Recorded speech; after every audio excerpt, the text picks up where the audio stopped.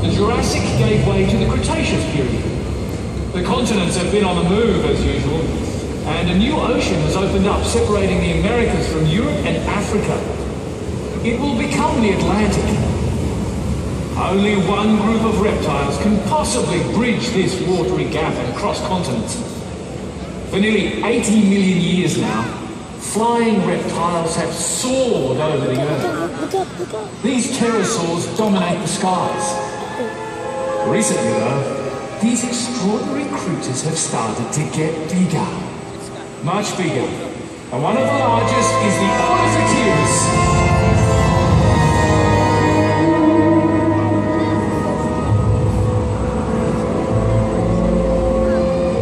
His body isn't much bigger than ours, but he has a wingspan 40 feet wide.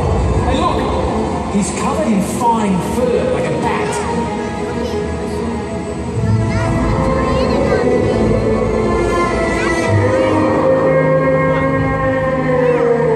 His bones are hollowed, keeping wide as possible.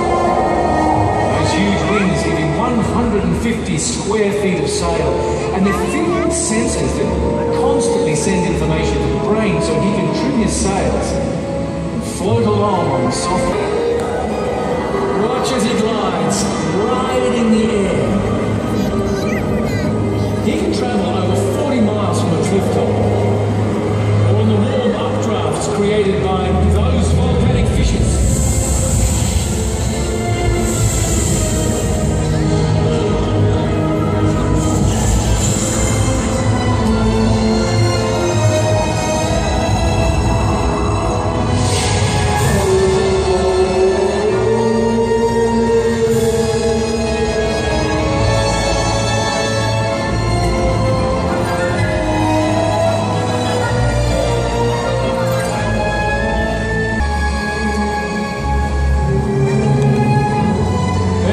Out here to stop to refuel, so Ornithocheirus simply feeds on fish along the way.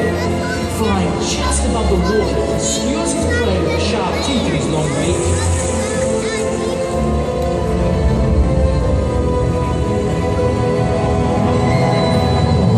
There's a storm brewing.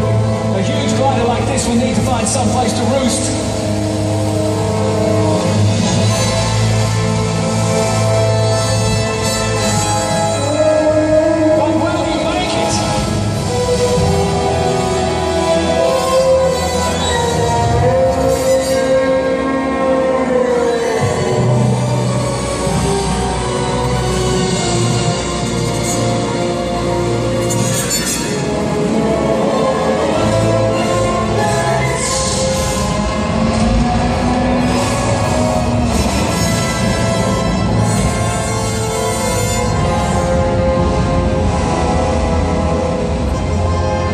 A gang of killers nicknamed Raptors. Meet the Utahraptors. It's feeding time as usual. And there's a definite pecking order. A week or two will have to wait for their meal. Nothing like the dinner table at your house, I'm sure. You see feathers here too. The more flamboyant plumage belongs to the two males. Female, she doesn't need to be so fancy because she's the boss. We travel through time. Millions of years of flying by, and we come to rest in the mid-Cretaceous period, where there is a new addition to the landscape of ferns and conifers. Flowers.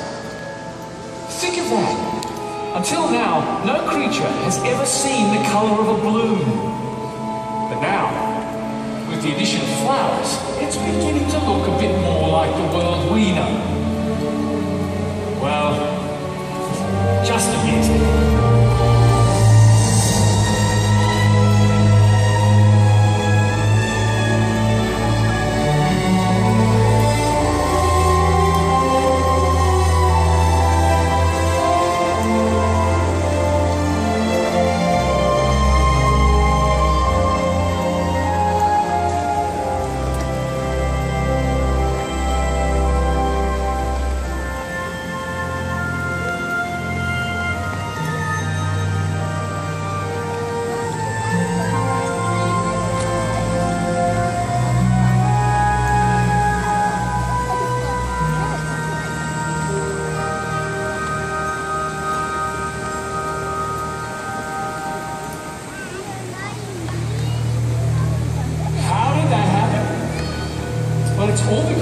insects. And this is how it works. Insects have already been around for 100 million years before dinosaurs, but they had nothing to do with pollination. Plants used to be fertilized by wind or water, but here, in the Cretaceous period, they discover another way. Now, insects were always feeding on plants, and eventually they start carrying pollen from one plant to another. This works well for plants, so they start rewarding the insects with delicious nectar.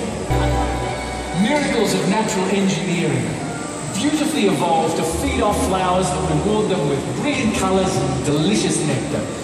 Nature at its most perfect.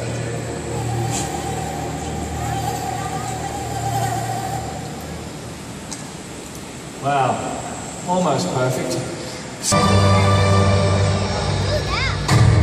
Saurosaurus!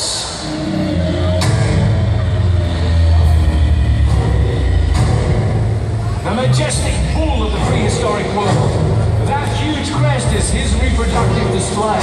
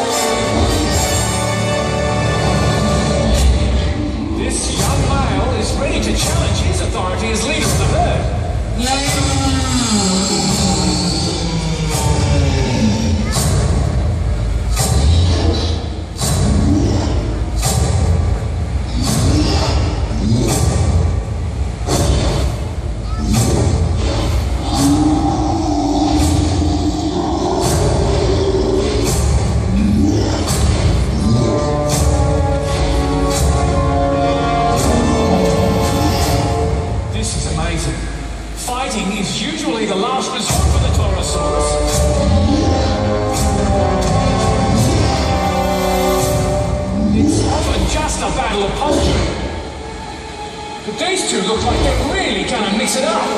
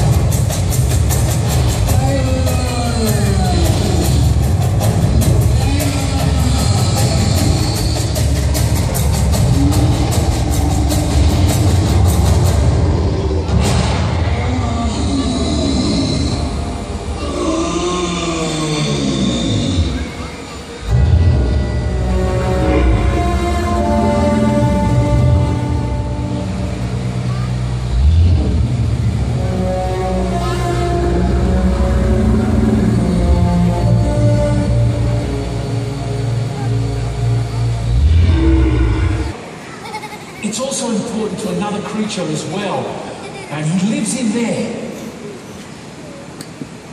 Let's see if we can find one.